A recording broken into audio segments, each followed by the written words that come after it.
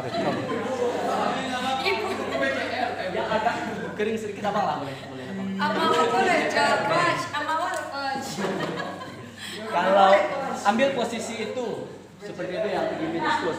Ini buat meniskus. Begini. Ini 9 posisi relax 90 derajat. Ini 90 derajat. 90 derajat kayak posisi bangku, kursi. Jadi teman-teman tinggal pegang ini buat meniskus yang bagian dalam media. Teman dorong ke sini, teman tarik ke sini. Atau teman dorong ke sini, suruh pasiennya dorong kaki. Dorong, pijak. Itu dia. Dorong, pijak, lebih baik. Tapi kalau pasiennya tidak bisa kita ajak kompromi, kita dorong, kita tarik. Seperti itu. Ini bagian medial, meniskus bagian dalam. Kalau meniskus bagian luar sama, tapi tangan di sini dorong ke sini. Dorong. Tidak perlu teman-teman gila teori seperti harus 90 ya. Teman rasakan, yang penting orang ini relax, kita bisa mendapatkan semua tesnya. Relax seperti ini. Dorong sini. Kalau dia nggak relax, dorong gini aja terus. Sampai kalau ada ngilu dia, kemungkinan ada. Berarti tanda kalau meniskus kena ada merasa ngilu. Ngilu kali. Ngilunya itu nggak bisa ditahankan. Kalau ini tidak harus dengan teori. Saya tidak suka orang yang terlalu gila sama teori. Dorong seperti ini, dorong seperti ini. Walaupun seperti ini udah dapat sebenarnya. Yang penting ototnya rileks. Walaupun seperti ini nggak apa-apa. Yang penting ototnya rileks. Teman dorong sini, dapat. Dorong sampai atas. Dorong sampai atas. Dorong sampai bawah, atas. LCL sini, ke sini. Putar aja lututnya ke sini. Tapi rata-rata orang yang kena meniskus ligamennya udah kena duluan. Kayak abang tadi, kemungkinan cedera selanjutnya seandainya ototnya tidak kuat Didoan. Kalau ototnya tidak kuat seperti itu. Coach, kalau yang meniskus itu bisa kita lihat. Kalau ACL tadi kan nampak dari mata kita tahu kita Tidak. Berarti cuma tandanya kalau dia merasa nyeri. Meniskus tidak ada goyang, tidak ada yang tidak stabil, cuma nyeri. Bengkak, Atau bengkak dia ada berdiri, bengkak atau gimana? Tes selanjutnya berdiri aja satu kaki, tekuk sedikit, suruh jangkau bagian sini pakai tangan kanan. Ini kan menekan meniskus ke arah luar. Jangkau pakai yang kiri ke sana. Ini menekan si meniskus sebelah sini. Sesimpel itu. Yang penting yang Rio ingin kasih pengetahuan, yang penting kita tahu dulu itu meniskus itu apa ya. Yang penting kalau kita udah tahu meniskus itu apa, kita tahu bentuknya kayak apa, kita tahu posisinya kayak apa, teman-teman tidak perlu gila teori harus seperti ini. Teman-teman tinggal hajar ke sini, hajar situ, atau teman-teman bisa suruh lompat tapi pakai tumit daratnya seperti itu bisa. ACL nggak akan mempengaruhi di sana, ligamen tidak akan pengaruh, cuman meniskus yang akan tersentak. Coach, kalau pas main bola nggak ada masalah apa-apa, tiba-tiba selesai main bengkak di area sini, apakah itu termasuk meniskus atau bukan? Kemungkinan itu udah ada cedera sebelumnya. Yang pertama, bukan kemungkinan, itu udah pasti ada cedera sebelumnya. Yang kedua, itu cairan berlebih di lutut. Di lutut ada cairan sinovial. Cairan ini akan selalu diproduksi, akan sebagai pelumas lutut ketika kita gerak-gerakan seperti ini. Kalau lutut kita tenangkan saja, tidak bergerak, kita cuma bergoyang-goyang jalan-jalan seperti ini, cairan lutut kita akan berkurang dengan sendirinya. Atlet bola, cairan lututnya itu akan yang udah pernah cedera, cairan lututnya itu pasti tidak akan stabil.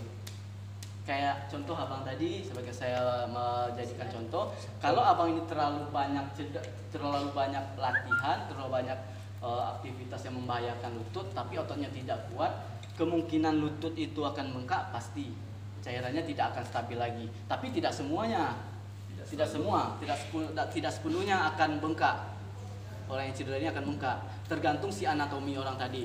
Itu makanya saya pengennya hafal dulu, tahu dulu titiknya apa, ininya apa. Jadi kalau masalahnya di bagian dalam, yang teman-teman cek ya bagian dalam aja. Jangan cek bagian luar. Karena di luar pasti akan sehat-sehat saja. Cuman gampang. Tanpa abang-abang kasih tes, misalnya gimana cara jatuhnya tadi seperti ini. Itu ACL, nggak perlu teman-teman tes, teman-teman udah tahu itu ACL. Ini ACL nih. bisa teman-teman rilis, kasih latihan penguatan 3 hari lagi pasti balik. Karena latihan penguatan ini ototnya akan aktif lagi dan penumpukan asam laknat di otot itu.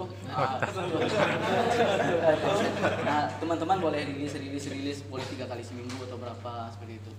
Juga kalau saya pribadi, kalau untuk program saya ya, saya juga berkecimpung di dunia sport massage dan lain-lainnya. Ada orang cedera lutut, teman-teman jangan itu bisa jadi proyek. Jadi proyek bukan proyek ngabal ya, tapi proyek itu proyek baik. Kita bantu orang ini 3 kali seminggu seperti itu. Kalau teman-teman tidak bilang seperti itu, ini balik lagi 3 hari lagi, Kalau teman-teman tidak seperti itu, takutnya dia lututnya pasti akan tetap sakit, dia akan cari tempat yang lain untuk berobat seperti itu. Kalau teman-teman, lutut itu akan hilang nyirinya dengan sendirinya. Percaya, lutut akan hilang nyirinya dengan sendirinya kalau si saraf rileks dan fase peradangannya hilang. Dia akan sembuh dengan sendirinya.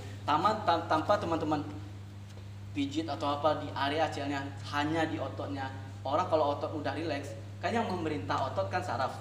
Yang pertama saraf, otot, sendi dan tulang. Yang memerintah otot si saraf, yang memerintah sendi dan tulang otot. Jadi seperti itulah. Jadi teman-teman, nomor 1 saraf, otot, tulang sendi. Jadi kalau tulang sendinya sakit, ototnya kita mainkan. Kalau ototnya cedera, boleh teman-teman rilis sama kalau dari kami kasih obat-obatan supaya si sarafnya rileks. Cara mendapatkan otot rileks dari obat-obatan dan rilis ototnya seperti itu. Kalau sarafnya kena pasti obat-obatan. Kalau yang meniskusnya tadi kena, masih ada harapan untuk bisa berolahraga? Tetap masih ada. Yang contoh Irsad Maulana itu meniskusnya udah sobek 10% terakhir 2019. Terakhir yang meraih udah sobek 10% Irsad Maulana. Jadi apa terapinya? Terapinya tetap penguatan otot. Yang penting penguatan sendi lutut 4 gerakan tadi, 4 gerakan keluar, dalam, belakang, sama suruh orang itu sepeda minimum 30 menit sehari.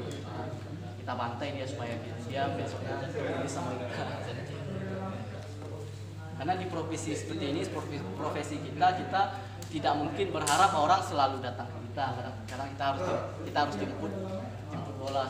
Ini seminggu lagi balik. Jadi orang itu kelihatan ini profesional. Nggak hanya kalau tukang urut biasa aja, udah enak, pulang lagi. Ini udah sembuh nih. Dia bisa memastikan kesembuhan orang.